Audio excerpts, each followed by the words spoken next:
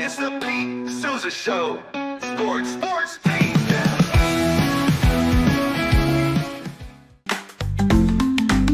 Get ready for epic savings at Best Buy. Right now, you can save up to $700 on select Alienware and Dell gaming products. Perfect for leveling up your gaming experience. Plus, grab the latest Android Google Pixel at an unbeatable price. Don't miss these incredible deals. Shop now at bestbuy.com and upgrade your tech today.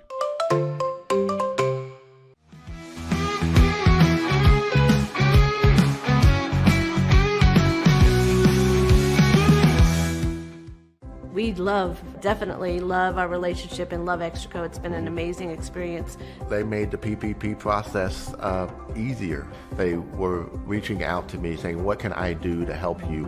That made a huge difference because my stress level, when we shut down, to afterwards was night and day. Our experience with Extraco has been phenomenal since the very beginning, so we love Extraco.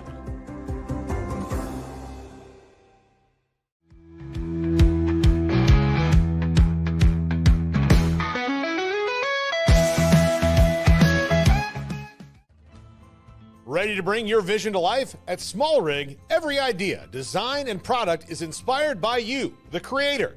With our industry-first under co-design mode and the Dream Rig free customization project, we unite with global creators to turn big dreams into reality.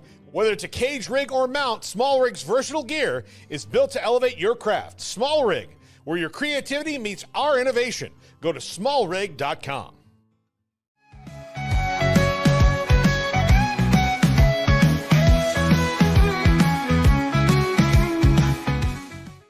At Rolls Rolla, we don't just sell wallpaper, we create cohesive, cozy spaces. Our deep understanding of design means every pattern, color, and texture is carefully chosen to complement your home. Plus, we use advanced technology and water-based inks for vibrant, eco-friendly prints, ensuring a healthier environment. Visit rollsrolla.com to transform your space today. That's ROLLSROLLA.com today.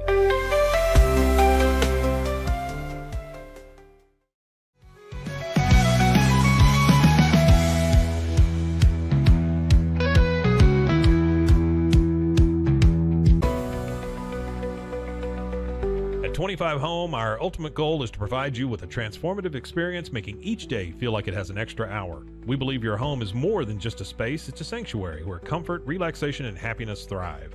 Discover the difference at 25 Home today. Shop now at 25home.com.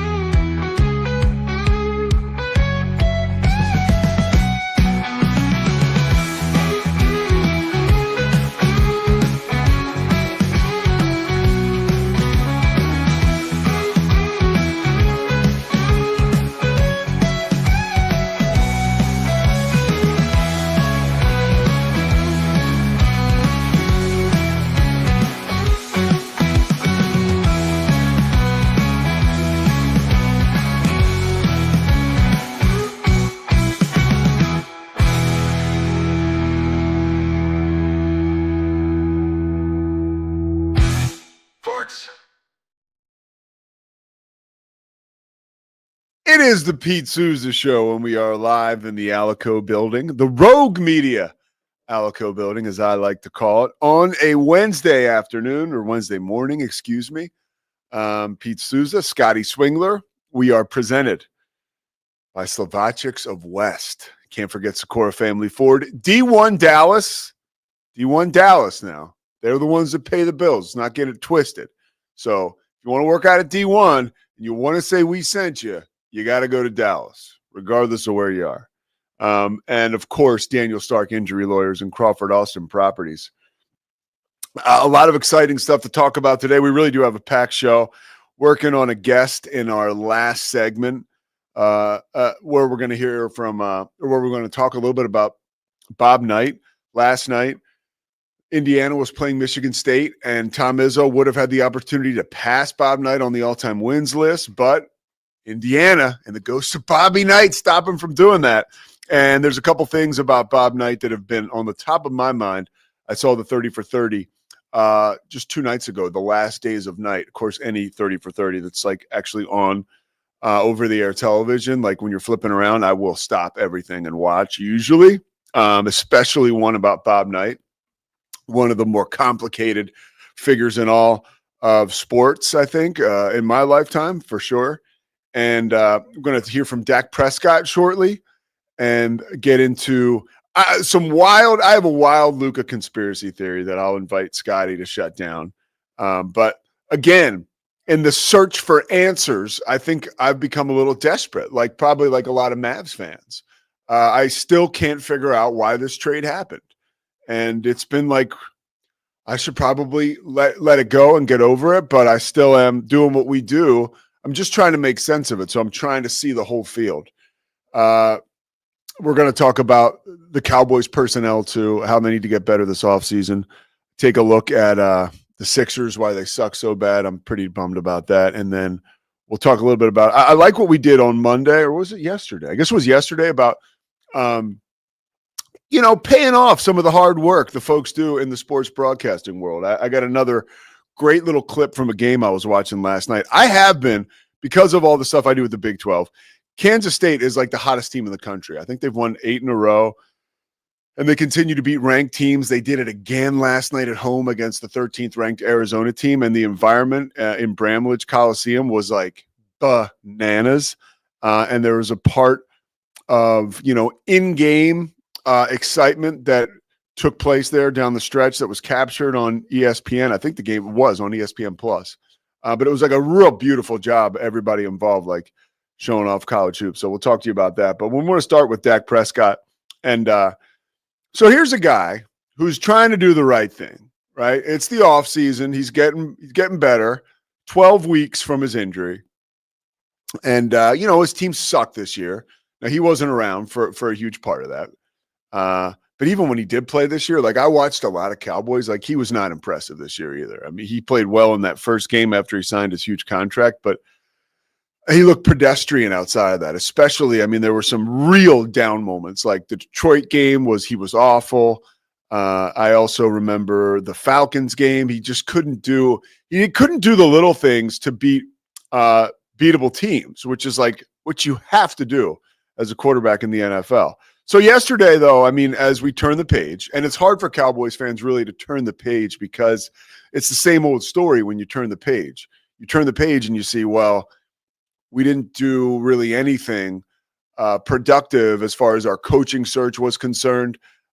No one is blown away by this hire. I think it's actually the expectations and the talk are so low that it's going to be better than people expect. But, what's better than peeling yourself up off the floor? But yesterday, Dak is doing something for, I think it's, let me check this here. He was at the Children's Cancer Fund Gala yesterday in Dallas. And that's a really cool, it's just a lot of times, and I know this from having done PR for the Sixers and for the Hornets, there are a lot of times when guys have to do stuff. Like, for instance, and it's crazy too, because once you get a player there, I could say back when I was working for the Hornets, we would have a read to achieve day. Where guys have to go to a certain school and read to the kids because you're trying to promote reading, right, for little kids. So with some guys, it was like pulling teeth, dude. Some guys did not want to go. Once they got there and actually connected with people, they're just people. It's just, that's a people thing, right? It's just like you don't want to leave your house to go hang out with your friends because you just have to get up and leave your house, especially when you're my age. All you're trying to do is get home. But with these guys, you got practice, you got games, you got workouts. You do enjoy your time alone, especially when you're home, because it's rare that you're off the road during the season. So there were some community stuff that these NBA players had to do. And I'd say 40% of them did not want to do it or were kind of, would push back about doing them. The moment they showed up, I can't remember a guy showing up to an event or at a hospital to do something for a kid where he didn't immediately connect. And like, that just shows like humans, right? We're about connection.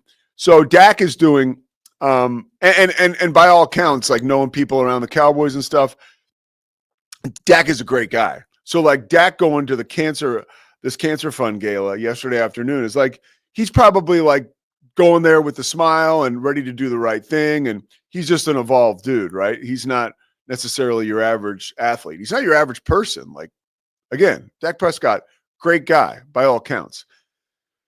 So he's talking about, there's an 8-minute interview that's up on cowboys.com. And for the first 5 minutes, he's talking about the event, being there. I think Troy Aikman was there too. I think, I know he was talking about Aikman, maybe Aikman's involvement.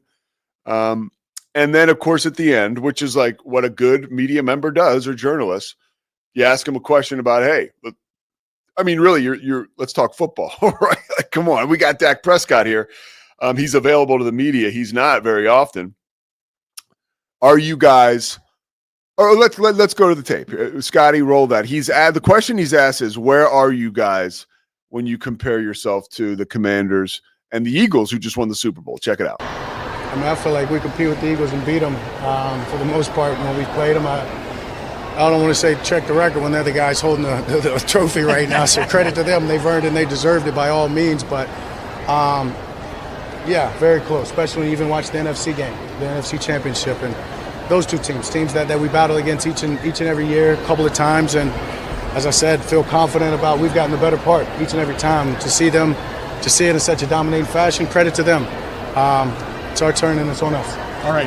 Okay. How's your health? Good. Yeah, my health is for sure. My health is good. Doing a lot more.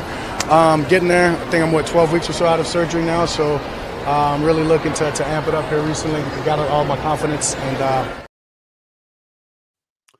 So I can't argue with anything he said there. First of all, the body of work. I know people don't want to hear this. But the fact of the matter is the dude is 9-4 against the Eagles. Now, again, it's what have you done for me lately? I totally understand that. But it's not like him saying we've played well against that. Like, that's real. And Dak Prescott, I know he hasn't gotten it done in the postseason. And he didn't sit there and say that I've had a lot of postseason success, or we have. He said, I feel like we're right there. And that's exactly what he should say. The Cowboys have holes to fill this offseason. There's no doubt about that. But, prior to this past season, they had won 12 games, 3 straight seasons. I know people don't want to hear that either, but that is a fact. These are numbers. The 9-4 against the Eagles, the 12 wins the past 3 straight seasons. It's hard for people to imagine this. But if you turn back the clock 14 months, 13 months even, before the Cowboys took the field in that divisional game against the Green Bay Packers, everyone thought they were going to the Super Bowl in Dallas. Fans felt the excitement and the enjoyment of a team that's about to go on the run and that has secured home field advantage. I mean, right? Like, even prognosticators said, okay, this is a team that can do it. And now look, I mean, the guy is at an event for kids suffering from cancer. And he mentions, yeah, I think we can compete. And people are out taking a huge dump on him. Scotty Swingler, I got to get you, as a Cowboys fan, I want you to weigh in on this. And also, you're a very knowledgeable football guy.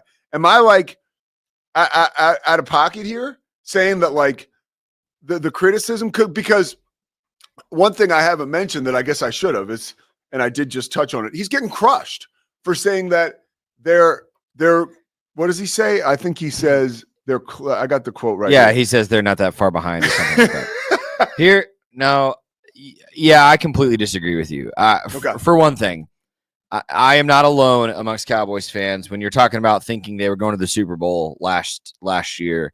I have never thought Dak is getting us to the Super Bowl this entire way. I think the last time I was really optimistic about Super Bowl odds was the infamous year where Dez caught it. Yeah. And that was also a loss to the Packers, ironically enough. Yeah. I think the other reason this is triggering for fans, Pete, Triggering is a great word, and you're talking to a tormented Cowboys fan when that term comes up. This is triggering because there's a lot to unpack here. This is triggering because we have been incredibly frustrated with Jerry and then last week Stephen Jones for saying, oh, this so-called drought we're in, ha, ha, ha, ha, and totally avoiding the fact that the Cowboys now have the longest streak in the NFC of not appearing in a championship game, right? Totally pushing that aside, going, oh, we're right there. I think it's not so much what Dak said as much as it sort of echoes what Jerry and Steven are saying, which just completely denies the truth that there has been no playoff success for this organization in 30 years. I think what fans would have enjoyed hearing, maybe alongside those statements of, hey, we've had our moments against the Eagles, we've got some really good players on this roster. And Dak, I think, has said this before. He just didn't do it in this case. I want him to say, and a first-round playoff exit is unacceptable for this franchise and for what this organization has been. And my goal and all of our goal in that building is to make an NFC championship game next season. But I think saying that out loud would have been fine instead of it almost sounds like, well, we're actually not that far away. Like, why are you being so critical? Well, like we're right there. Well, here's here, and I'll push back for Dak. And I think that he's sick of hearing all the negativity. I mean, because there's so much negativity out there, warranted or not. Well, and that's what I was going to say is like, you could shut up the negativity if you had real success. So do you feel like Dak Prescott, for all the credit we give him as being this top-notch guy? I think he is a top-notch guy. Yeah, for sure. Yeah. But do you feel like he's passing the buck and not being accountable there? And we're talking in a sports universe. Dude, I'm not just gonna give him hell for what he said at like you said, a charity event. Like, I did not take this and get angry yesterday when I saw this come through, but I just think that's why it's triggering, is it reminds people of what Jerry and Steven have been doing, which is avoiding accountability, I think. Yeah. To say, oh, well, I like the players we have. Oh, well, we didn't sign Derrick Henry because we didn't blah, blah, blah. Like all of that BS Jerry's been giving us for a year through failure. It just sounds a little bit like that. And so people are like, Is the reaction to that, and that a lot of folks are having, fans in particular, but even prognosticators, like I saw Marcus Spears yesterday was just like, he did not want to hear it, Yeah. Who's to know? Marcus Spears, am I right? Yeah, the guy on NFL. Yeah. He did not want to hear it. He had his head down when they were reading the quote. Former Dallas Cowboy. Yeah, he was like, shame on Dak. But do you think that the Mavs, the whole like, I think Dallas the stew is like Dallas area professional sports fans are on edge like we've never been before. Since the Schottenheimer hire and then the Luka, and now it's So I think again, triggering is a good word, because to be triggered doesn't necessarily mean it's justified. It just means it pushed a raw spot, right? And you freak out. Like I think that's what Dak did. It just sounds like another leader in the Cowboys organization not accepting the fact. And I said this weeks ago when we were talking Cowboys, and I kind of popped off on you. I don't give a crap how many 12-win seasons you put together if you're out in your first playoff game. Yeah. I would trade every 12-win season for one of those Eli Manning 9 and 10-win seasons when you go on a miracle run and win the Super Bowl. We'd all trade for that, right? So, I mean, and Dak, I think he's unfairly criticized to some extent, but I also think as soon as he wins a couple playoff games and gets to an NFC championship game, there's a lot more grace for those kind of comments. Yeah. And it is also like, despite what you just said about history and numbers and data, it is a little asinine to watch the Eagles not just win the Super Bowl, but crush the Kansas City Chiefs in the Super Bowl and go, oh yeah, we're close to that. No, they're not. Okay. No, you're not. No, you're actually really fair. not. Yeah. That's very fair, because they're not that close. I mean, again, I mentioned I watched the Cowboys a lot this year with a healthy Dak. They were nowhere near. No. But I'll push back again. Being an Eagles fan, they were freaking 2-2, and they didn't know if they were on foot or horseback for a minute. Like I can remember the Eagles salvaging a win on the road in New Orleans, and it was like, thank God they won. And then they lose on Monday night. Saquon, the ball goes through his hands early in the year. Everybody's like, oh, can Saquon not catch? What kind of call was that? Remember? I do. So that's how football, it's how quickly things change. Like and people wanted to fire Nick Sirianni. Like week Well, 4. those people were idiots. They to were. be clear, and I said that at the time. They were, but that's how the court of public opinion responds to but here's the NFL. But here's why I say that we're still not close, Pete. And to say we're close is bogus. It's not about how the Eagles started the season. It's not even about that they won the Super Bowl. Outside of wide receiver, and I think that's even up for debate, at what position are the Cowboys as good as the Eagles? No, I mean, none. You would hope. I might have said pass rusher before the Super Bowl. I might have said Micah Parsons, and I still think Micah Parsons is one of the best players in the NFL. Yeah. But the Eagles didn't blitz one time in that Super Bowl, and we're in Patrick. The Eagles are so good at what position are the Cowboys better than the Eagles? I would say you might have the best receiver. I think CeeDee Lamb might be better than A.J. Brown or Devontae Smith. Outside of that, you are not better than the Eagles anywhere on the football field, talent-wise. Yeah, I think you're right, and that's today. Now, over the course of the offseason, the Eagles they could get gutted. They have a couple guys coming up. That are probably going to be looking for big money that might find it elsewhere. But you are correct in saying that. I think you are. But I don't think they're as far as people think. I don't think they're as far. All right, so here's what they need. And this is according to Mike Tannenbaum this morning on ESPN. And I want to see if you agree with this. Okay. So Tannenbaum says they need 2 offensive linemen. They need a running back and 1 wide receiver. For sure, right? The Cowboys. Yeah. And they need to clear $10.3 million to reach the salary cap. Yeah, I sure am glad we traded a draft pick for Jonathan Mingo. That was so brilliant. Is that true? You guys are over the salary cap? I would assume. Yeah. Dude. You have the 12th pick of the draft. Well, and that's why, though, there was this rumor Monday we talked with Mosley, and I think it's still not quite settled of like, do you trade Micah Parsons? And I'm just like, no, like we have 2 guys who are all world at their position in the NFL right now, and I don't want to trade either of them. What if you trade Micah for draft picks, though? No, I don't care. I don't care. You don't. I mean that's not nearly the Luka trade, but I'm just like, we have 2 guys on the Dallas Cowboys who are all world at their positions. I think we should probably keep them. And here's the other thing, Pete. Either keep them or let's ship them and then say to the media, this is a rebuild. But Dak and Jerry, I mean, Dak's not going to say this is a rebuild. This is a starting quarterback. I don't expect him to. Yeah. Jerry is too prideful to admit. If he shipped off Micah Parsons, if he somehow got CeeDee Lamb's contract out of there, you need to look into a camera and say, this is a rebuild. And I think, honestly, Pete, fans would go, thank God. Yeah. But if we're saying, no, we're close, we just need to, draft a couple linemen, draft a back, then no way in hell do I want Micah Parsons off the team. Anyway, my perspective. I like your perspective. It's a good perspective. We're going to step away. We're going to come back with a crazy Luka conspiracy theory that just might make it make sense.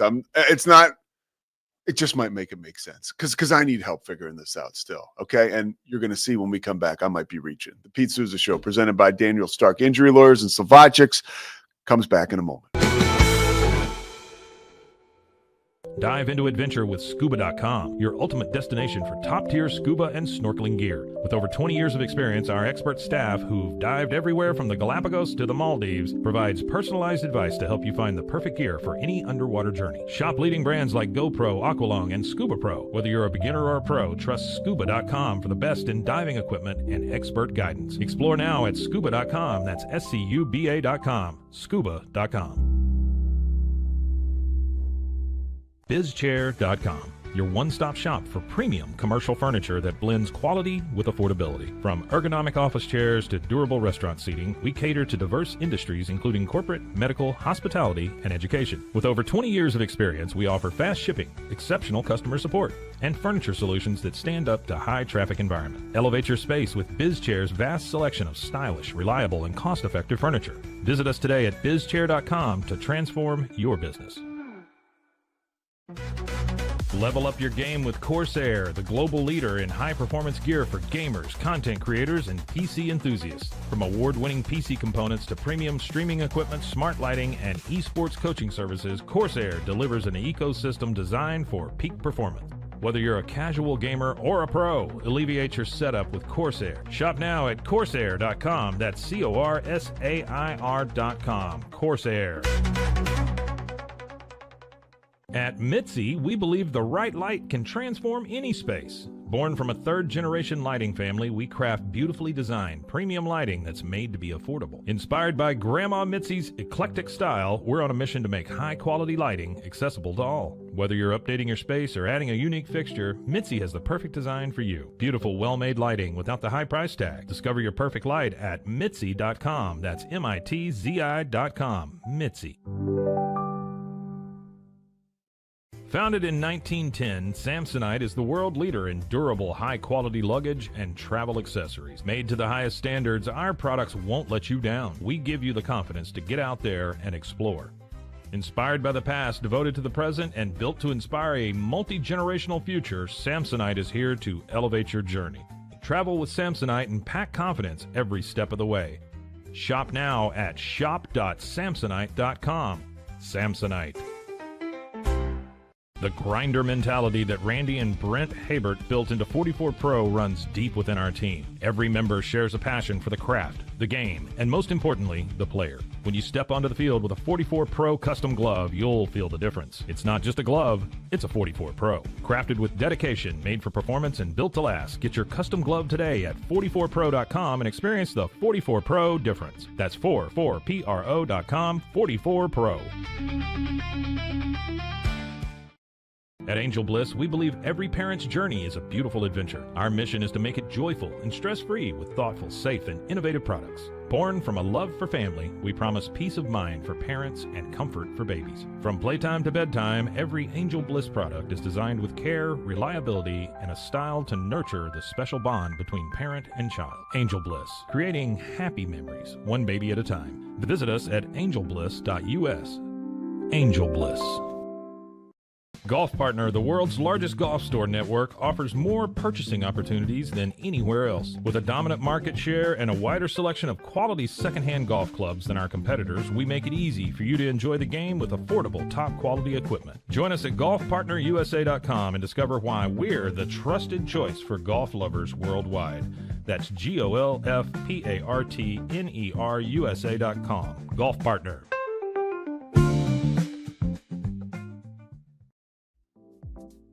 Since 2003, Bluehost has been empowering people to harness their brands online with innovative web hosting solutions. Trusted by over 2 million users, we're the longest-running WordPress.org recommended host. With Bluehost, you get a safer, better web experience, supported by the world's most popular site builder, and backed by our commitment to open source projects. Visit Bluehost.com today and take your website to the next level.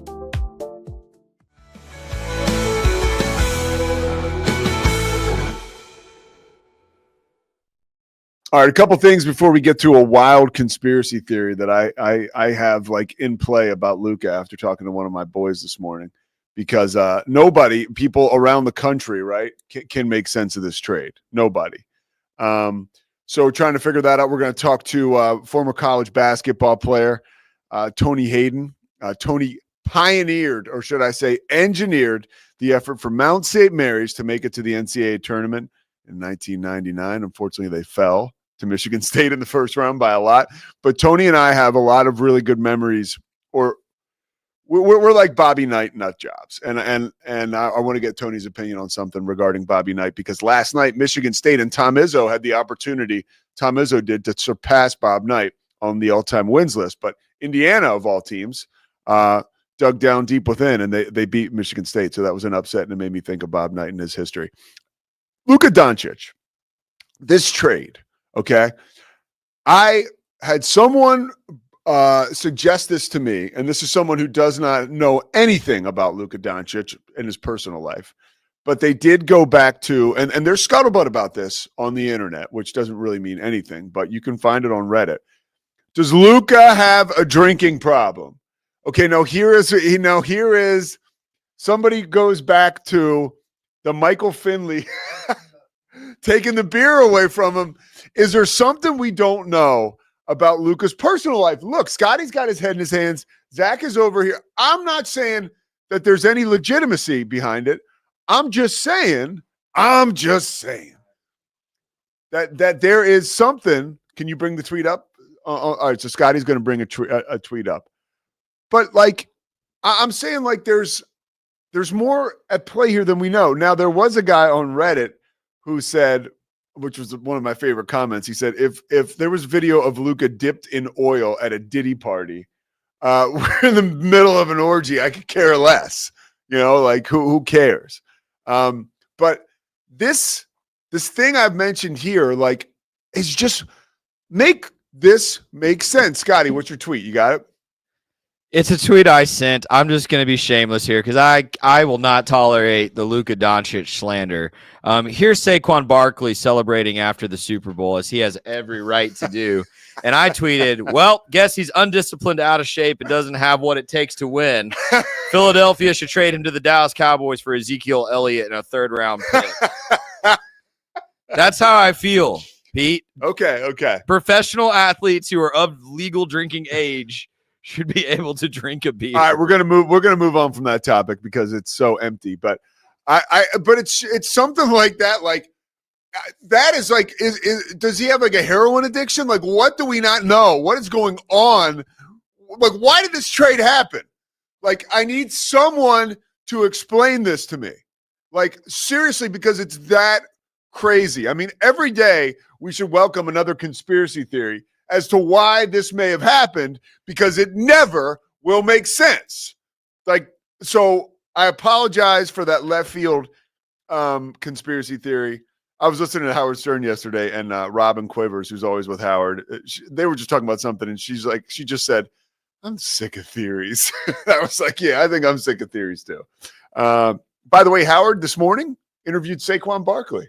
Yeah, for like 45 minutes. I can't wait to listen to it.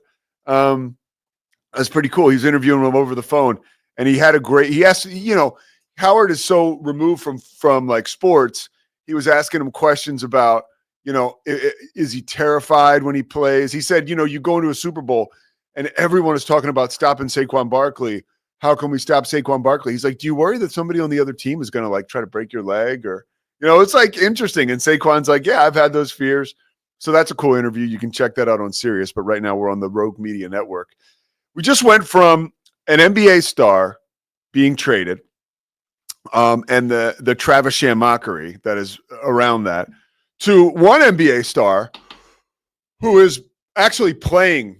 And that's like, it's reason to mention because the guy doesn't play.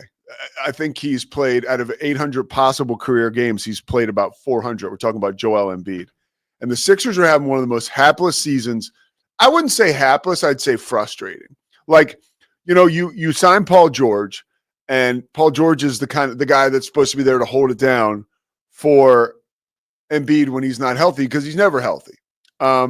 And you see Embiid last night, before we get to the clip, this is coming off the weekend where I think it was Kelly Oubre and Embiid were nose to nose in a huddle. And apparently, like we remember at the beginning of the season when folks were leaking to the press that Joel Embiid doesn't show up on time. When he does show up on time, he's not ready to work.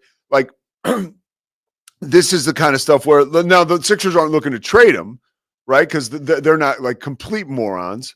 But there is like infighting and a lot of scuttlebutt about like what the hell is up with Joel Embiid. But this is the Sixers season in a nutshell. This is last night, last possession against the Raptors. Check it out. You don't call a timeout because the defense can use that to set up. Embiid passes on the three, has it knocked away. And Grady Dick will just try to dribble out the clock. He's fouled by Tyrese Maxey with just 5.3 to go. And the crowd letting the Sixers hear it. Embiid was wide open. He put it on the floor and lost it. Hesitated right there, and that's, I think, what cost him. See him here trying to cross over the smaller defender, and eventually.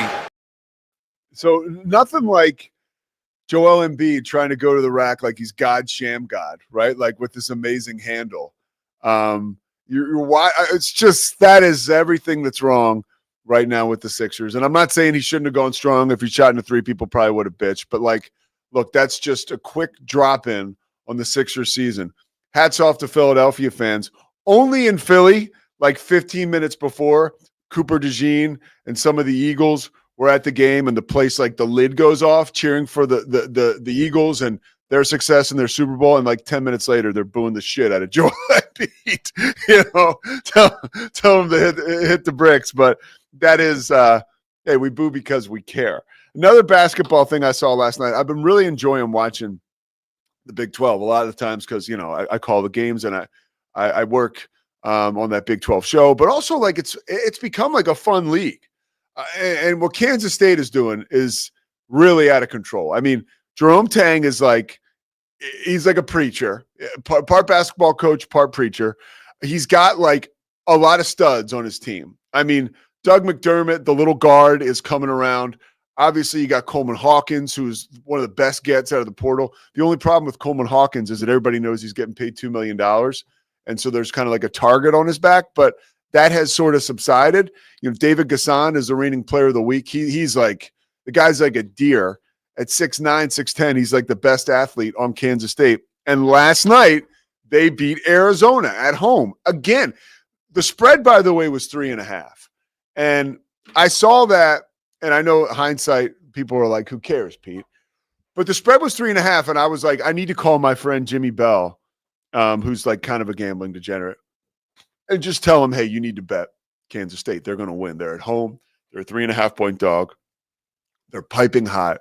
Arizona, it's just like a weird game for Arizona, who has been, by the way, unbelievable in the Big 12. Like if you're Arizona, like this loss, it's like, okay, we learned from it, whatever. But I didn't do that because I don't want to like compromise. Like, I don't know. I didn't have any inside knowledge on the game, but that was just like, that's one of those things where I'm like, why am I going to do this? But I really I saw that coming. And part of the thing about Kansas State is their fans. I mean, they certainly chewed me up and spit me out last week for the Armadillo Assassin, which, by the way, was mentioned on ESPN. So the Armadillo Assassin, anybody that missed it, Brandon Housen hits like a couple huge threes last week. I call him, instead of the Amarillo Assassin, the Armadillo Assassin, which was like a funny, honest mistake. Like, yeah, I wish I could do it over again and have said Amarillo Assassin for sure, because that's the guy's nickname, and that's what you want to convey, the truth and the facts. But I got it wrong. There was a lot of shit going on behind the scenes, technically, but that I got to own it. I got it wrong. And it's been celebrated now. I mean, I talked to Jerome Tang last week. He was breaking my balls about it. They have T-shirts that say Armadillo Assassin. And over the weekend, my play-by-play brethren, Rich Hollenberg and Fran Fraschilla, who's been a guest on this show and who I've worked with, they're talking about Brandon Housen in the second half because, of course, Kansas State is winning again. And why not talk about the Armadillo Assassin where Pete fucked up? So they're like, man, he's playing hard. Oh, like an armadillo. It's almost like they planned it. And then Rich said, shout out to our boy Pete Sousa. I was like, wow. I've already gone on a Big 12 radio show and talked about it. It's really funny. People are like, you should go with it. I am going with it, but here is a safe space for me to complain a little bit. I'm like, Jesus Christ. It's just like kind of a reminder of how I screwed up. But, we're all insecure and have our stuff. It is kind of a fun deal. Thank you to Mark Neely for not saying anything about the Armadillo Assassin last night. Trust me, I'm checking this dude's stat line. I'm like, is he going to go off again tonight? Like, I think we could kind of shepherd this Armadillo Assassin stuff, but it was an amazing environment. And I do want to take this time to give props to ESPN and just sports broadcasting. We did it yesterday. I want to do it again. So if you've been to a game at Bramlage Coliseum, they call it the Octagon of Doom for a reason. When that place is humming, it is humming. And when they're playing well, it's out of control. And they, late in the game, if they go on a run, they'll call a timeout and they'll play like this Sandstorm song, right? So this is late in the game, okay? They were on a crazy run. Scotty, crank this volume up if you can. But this is like really good work by the producer to kind of because you're supposed to go to a break here. And listen to Mark Neely, the play-by-play guy. I think he lays out for about like 50 seconds. All right, check it out. We have 2 minutes to go. K-State with the ball up to McDaniels. Underneath Gasson. Beautiful execution. They ran a good amount of clock. Tommy Lloyd's going to get a timeout. Bramlage Coliseum coming apart at the seams right now. Trying to pull off an upset of 13th ranked Arizona. A 6-0 run here for K-State.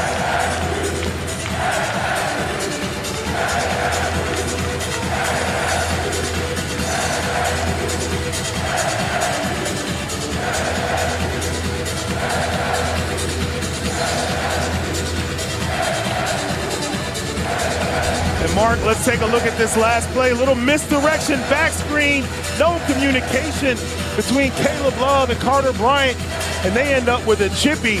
Great execution by KSU, and the student section is feeling it.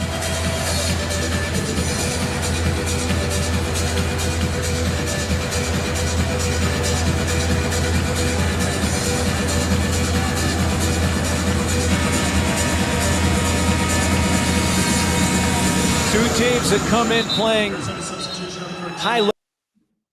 Okay, now young broadcasters, Pete Sousa, broadcasters anywhere, that is a reminder of the art of laying out. Like, it doesn't always have to be a game-winning shot, right? It doesn't always have to be a walk-off home run. Like, sometimes you can lay out in the middle of the game while you're on the air. Like, Swingler, what did you think of that? As somebody who calls games, like, first of all, what an atmosphere, right?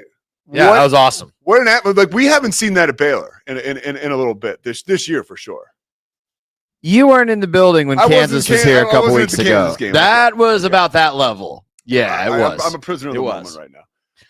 But yes, very, very cool. And here's the thing. That's what makes college sports so fun, and why some people prefer college athletics to professional is because there are way more environments like that where there are traditions. Like, those students know that song's coming. They've already got the lights out. They are ready for it. Yeah. Like, that's what makes college athletics so fun. So a great way to represent the game and the moment. I totally agree with you. And that's a team too. They were dormant. They were left on the side of the road like a week and a half ago. Until they got a pep talk from Scott Drew. There you go. Scott Drew apparently used all of his mojo for the Wildcats instead of for the Bears. Ago, I forgot about that. That's right. They are undefeated since. So, reminder for those that don't know, Kansas State lost to Baylor.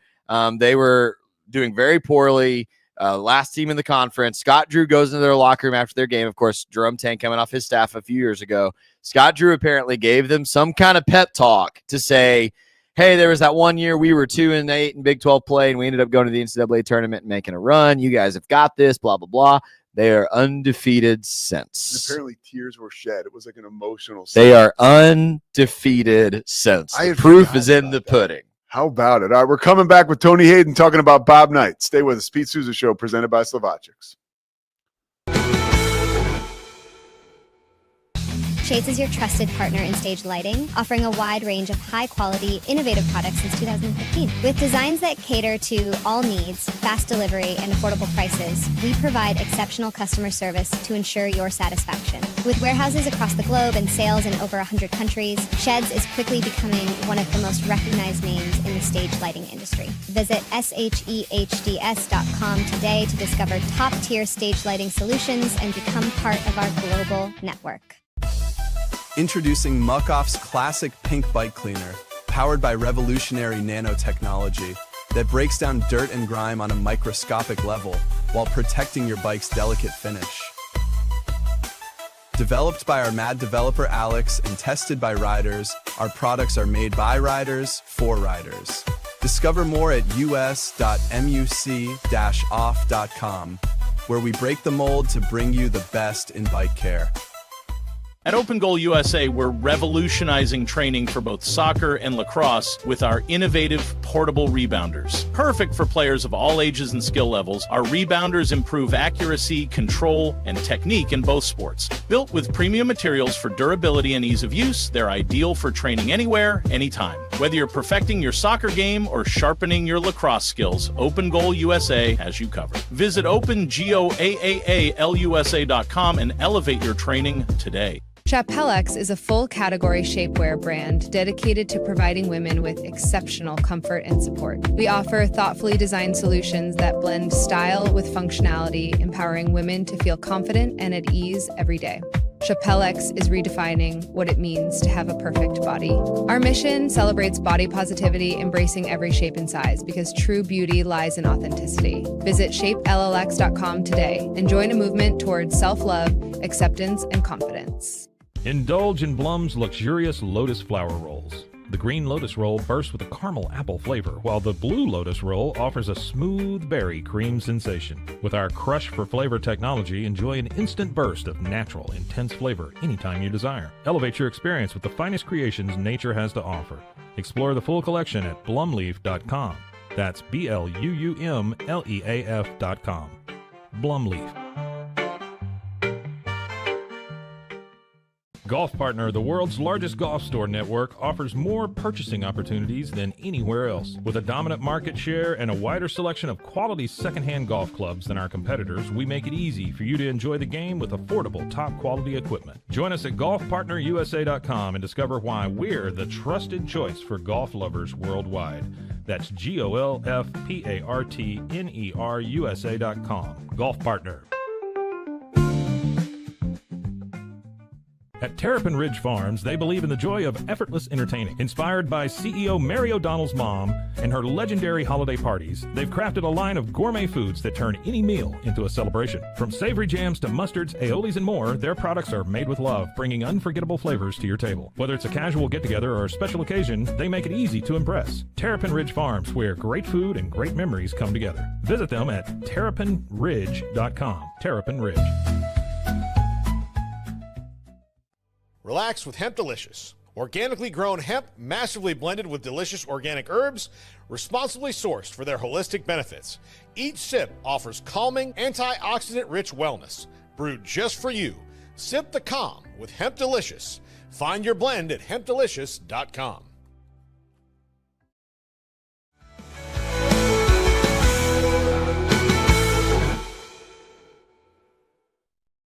All right, the Pete Sousa Show presented by Slovacics. Also want to thank our sponsors, D1 Dallas, Crawford Austin Properties, Daniel Stark Injury Lawyers, Socorro Family Ford. We're switching now to a little Bob Knight. Now, the context on this is Michigan State, Tom Izzo, been trying to downplay being on the brink of passing Bob Knight's record for Big Ten basketball wins for a coach. Last night, of all teams, they lose to Indiana, 71-67. So Tom Izzo will have to wait until he can pass Bob Knight, probably a few days. But it brings into question, or at least for me, top of mind, Bob Knight and his legacy. And we're joined now by Tony Hayden, former college hoops player. Tony and I are the same age. Tony's not only a good friend, he's fam. Tony's fam, and but he played at Mount St. Mary's, Division I. I played against Izzo, by the way, Pete. What'd you say? I played against Izzo, by the way. You did play against Izzo in the NCAA tournament. You carried 99. Yeah, 99. Yep. You took your team to the tournament. And he was a new coach at that time, I think, right? Like, yeah, I think he said it was 30 years. He's been the head coach at Michigan State. So that was pretty interesting to learn that the other night. So he'd only been the coach, I think, for 4 or 5 years when I played against him. Tony, how much faster was Michigan State than Mount St. Mary's? Well, they were so much stronger. That was what, that's the thing about Izzo's teams. And they're kind of like Bobby Knight's teams, that he really gets kids to play hard and buy in to the system. So I was like you. I took a walk down memory lane and watched, the 30 for 30 about Bob Knight. And you come away feeling like complicated feelings about him after watching that, even though I read what's the famous book that we both read? I read that like on the Brink. I read Season on the Brink like in ninth grade, and I loved him at the time, even back then, and I loved him all the way through college, Bob Knight. But that show, you feel a little bit complicated about him. You know? Okay, so you've got kids, you got boys in particular, and first of all, would you have been able to play for Bob Knight? I think I would have liked it. But that's the thing, like not every kid's the same. So I think I would have gotten a lot out of it because I think what he's a master of, he's a lot like Izzo. And I think basketball is unique in this way where you can be the conductor. And if you're a strong conductor, there's only 5 guys on the court. So unlike football where there's 11 on both sides of the ball too, so there's 22 guys you have to kind of, then I don't think it's as powerful. But in basketball, that strong personality, that strong conductor, the Patinos of the world, Izzos of the world, you can get guys to buy in and be really successful. the people have made it, I think, through, like where kids sort of changed a lot are Coach K, even Jay Wright. Jay Wright was a strong sort of authority figure that, people could really buy into. But both Coach K and Jay Wright, they were able to package it a lot better, I'd say, than Bobby Knight. Even Izzo, though. But Izzo's like that. Izzo, I think, has gotten a little more warm and fuzzy over the years. When you watch, I remember. Hold on. When you watch that ESPN thing, right? Are you? Yeah. Is the old school in you? Are you? And this could be something that's wrong with me. That's why I almost think it should be me, you, and a therapist. Truly, right? because I watched that and I'm like, it's not that bad. Like, no, I would have liked it. Yeah. Yeah. Like, Scotty, put up that video, and I know Tony's watched this, but so this is the incident that really brought down Knight. And keep rolling this, Scotty, if you can, repeatedly. So, Tony, I went back and I watched Knight, the Neil Reed thing. Like that, I did too. I just watched it too. Yep. So, well, I watched this now. Neil Reed's walking across the court. And Knight is coming towards him. They're both moving kind of quickly, and he grabs his throat, but then it's over in like 2 seconds. I know it's wrong. I know he should be disciplined. But to paint him like Idi Amin, I think, is like a little extreme. And I almost think that Iron Fist approach is okay. I don't know. I don't even want to say it but I don't think it's like as terrible as people made it out to be. I think I would have responded to that. I do. Well, and then I'll tell you what happens a lot as an athlete, and other athletes will say this too. And this may be a little unhealthy, but it is that when a guy like that, and this happened with Knight and it happens with Izzo, is that when they finally praise you for something, it's like it feels like something like you run through a brick wall for that person, for that coach. And all athletes understand it. It's because I think it's partly it's rooted in something that's true, which is that like they're not just giving out praise for nothing. So when you get it right, what the coach wanted, you feel so good about yourself. But I think the problem with it is that there is something a little bit controlling, manipulative about it that is not totally healthy. And I think there's some truth in the critic side too. Like people, I thought that after watching it as an adult and have my own kids, is that even though I would look back and say, man, I would have loved to play for someone like that, I can see that there's something not totally healthy about it also. And that it seems to me, he was sort of willing to cast you out if you were just not, you just like, we're never going to get it. And maybe that was the problem with Neil Reed. He was just the type of kid that wasn't going to work for him, So it's watching that. I would recommend people watch it. The Last Days of Night. Yeah. It is like radioactive. It's as far as like the emotions. Unbelievable. I thought it was a great 30 for 30 because it has both sides of it. It shows you why he was such a great coach, but it also shows.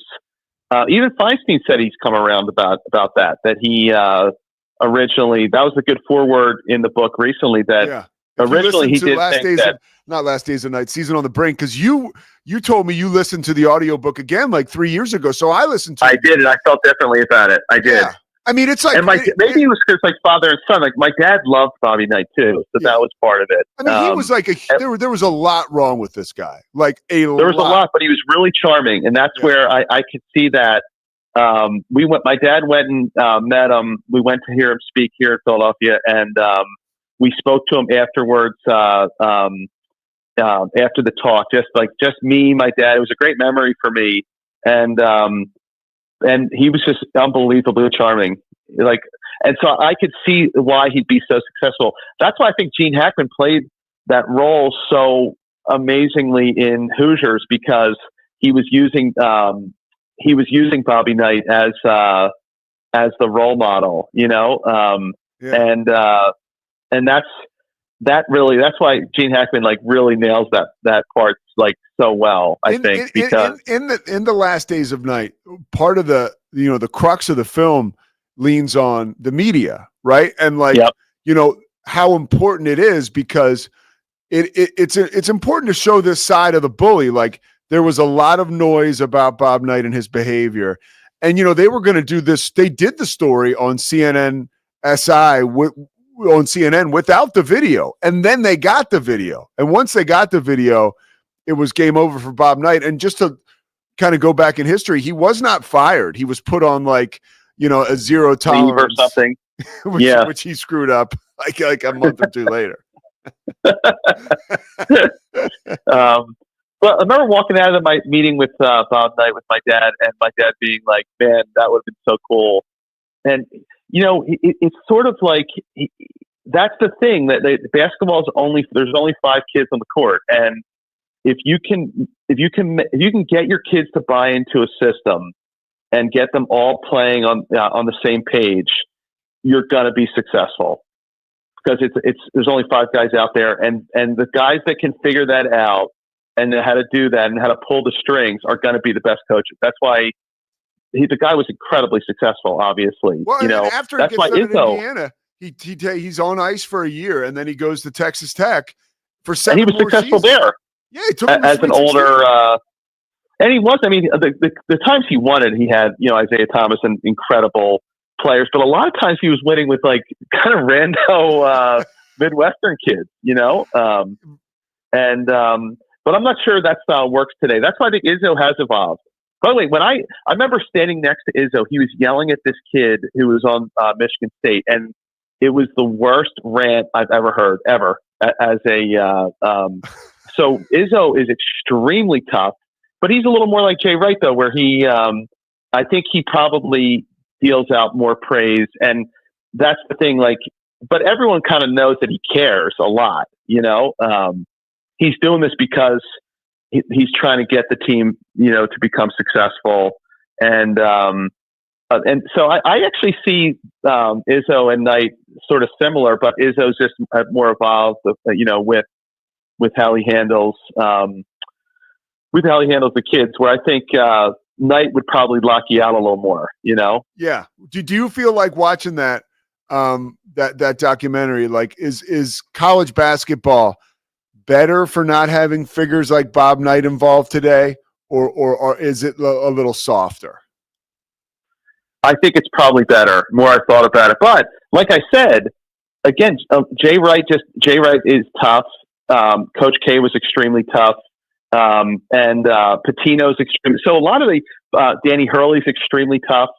So those guys, they have the sort of secret sauce. All those guys. I mean, if you think about it, there aren't that many really, really successful coaches that are kind of do it in more of a. I'm trying to think of the right word for. Well, they can do it with they can scrap together teams, right? Like Pitino. I mean. What do you think about his success at St. John's? What does that say about him as a coach? Well, no, and I think if you've noticed this, he's always been successful at the college level. He's never been that great at the pro level, and I think it's because once the guys are pros, they're making a lot of money, when you see the thing about basketball is that you got to get guys to play tough defense, and the only way you're going to get people to have the stamina to do that is by training. And so you really got to push yourself. And on an 82 game season, it's hard to get the pros to want to do that for that long. But in a condensed 30 game season, like no one's better. Pitino always wins. He wins everywhere he goes. It's because I think he gets people to buy into defense and he gets people to buy into fitness and training. And then, because think of it, you're making the game so hard for people. Like that is really the secret sauce. I always thought that about Rick Pitino, that his the defensive strategy is so top notch. It's unbelievable. What was the quote? I'm going to the game tonight. What was the quote from Jay Billis about you in the conference championship game? He said, "You're going to have to work long and hard to find a player more dedicated than Tony to outwork." Yeah, you got it. Tony Hayden. There you go, baby. Exactly. All right, fam. I got to roll. Brother. That was great. Tony, and I do appreciate you because I needed some context because sometimes I do feel like I'm going a little crazy because I was I did hero worship. I kind of hero worship tonight as a kid, and I definitely. But it's unhealthy, right? That we did. We're kind of I did. unhealthy. I sort of. I've evolved myself. I think that. I think he has. I think it's not. It wasn't completely healthy, you know. No, it wasn't. Where I think Jay Wright's a better example of that. Jay Wright is extremely tough, but I think Jay worked harder on the relationship side, and I think he's really a great example of someone who threaded that needle. Yes. All right, Tony Hayden, I appreciate you, brother. All right, thanks a lot, brother. See ya, man. Yeah, that was good. I needed somebody to kind of that was knowledgeable from my same school of thought that, Tony can kind of talk me a little bit down off of because I'm not healthy. I was watching that the other night, that video of him strangling Neil Reed and I'm like, it's not bad. So somebody who's a little younger, when you see that video, Scotty, what jumps out at you? Like, what's your instant emotion? Honestly, I'm not too far away from where you guys are. I think certainly want to say that's never okay. Mm-hmm. And also want to say, I think that's the first time I've seen that video. Yeah. If not, it's the first time I've seen it in a very long time. Yeah. And it really is surprising how minimal it is for what that was blown up to be. He didn't hit him with the closed fist or slap him. He was just kind of stopping him, but it was not okay. And here's why I'm thankful for how that went is I feel like this is a best case scenario, and I hate to rub some salt in it for certain Baylor fans, but probably should have lost his job for that, but not been blacklisted from the sport forever. Mm-hmm. Yeah. So him then being able to go on and have a successful run at Texas Tech, probably appropriate. What was that like when he would come to Waco coaching Texas? Dude, I was very young, right? He's been retired and gone for a long time now. Yeah. But it was intense. I mean, I remember that's Bobby Knight. He was kind of big time every time he was in town. I remember the excitement. And you went to the games? I did go see him coaching again. Yeah, at least one, if not multiple. I was younger, but I think it's. The lesson there is there should be consequences for your actions, but in that case, I think it was justice served that he got another shot to coach. Yeah. Yeah, no, totally. I agree. I hope none of us, and I know you would feel this way too, based on our conversations. I hope not to get too philosophical, but I hope none of us are judged in life by our absolute worst moment, especially one like that, where it's just an impulse, heat of the moment, quick mistake. Yeah. So, I'm thankful that he got to continue coaching and be in the Big 12 and all that after the fact. Yeah, no, I agree. And I was even erring more, like I said, towards I got to watch myself. That's why it was good to have Tony on and good to talk to you about it. And next time I will include a therapist because they would probably say, you guys are all crazy. That's the most wrong thing in the world. You can't put your hands on somebody, especially somebody who you've recruited to play for and you've told their family you'll take care of them. But, sometimes in this, I took a lot about away from, and by no means I'm comparing Kelvin Sampson and his approach to Bob Knight because it's not even close. But the accountability, that's a love language for Kelvin Sampson that he communicates to his team is almost like a beautiful thing. He said to me flat out, I tell these kids stuff that nobody else tells them. Nobody else tells them what I tell them because people are scared to tell them the truth. And I love them. So that'll wrap it up for today. We'll be back tomorrow, the Pete Sousa Show. Remember, we got 5,000 subscribers now, which is awesome. But like and subscribe and keep listening because we're trying to make it so, we can be around for a long time. And the more people listen, the more we'll be around. So all good right now, trying to keep it rolling. Appreciate all the sponsors. We will see you tomorrow. It's the Pete Sousa Show. Sports. We definitely love our relationship and love Extraco. It's been an amazing experience. They made the PPP process easier. They were reaching out to me saying, what can I do to help you? That made a huge difference because my stress level, when we shut down, to afterwards was night and day. Our experience with Extraco has been phenomenal since the very beginning, so we love Extraco.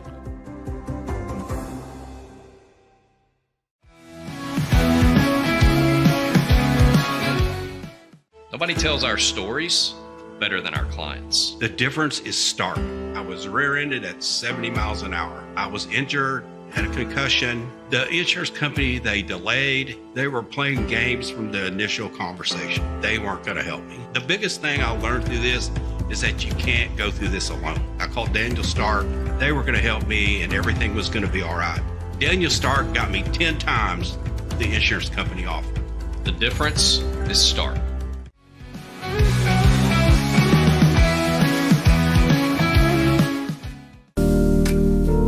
Experience the future of secure private cloud storage with Internex. Protect your files with end-to-end encryption, ensuring your data stays private and accessible only to you.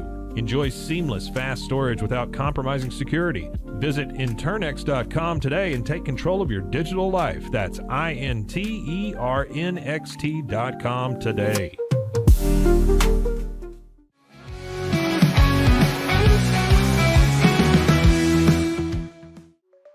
Protect your online privacy with NordVPN. Browse securely, access content from anywhere, and keep your data safe with military-grade encryption. Whether at home or on the go, NordVPN ensures your digital freedom. Stay secure. Download NordVPN today at nordvpn.com. That's NORDVPN.com.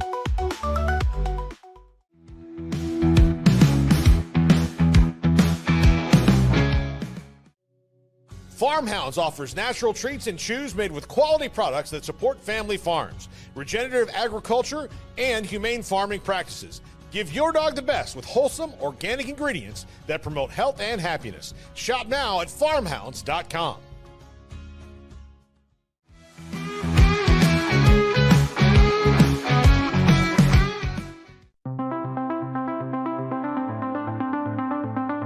Transform your workspace with Hanomi Ergonomics. From adjustable chairs to standing desks, we provide solutions for comfort and productivity, whether at home or in the office.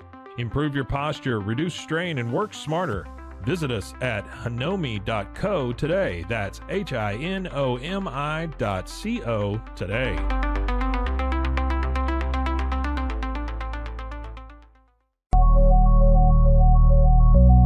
At Acasis, innovation drives us. Since 2008, we've been creating cutting-edge technology products that make your life easier. With a focus on performance, design, and customer service, we're here to help you work smarter, not harder. Join us on our journey to simplify your world. Visit acasis.com today. That's ACASIS.com today.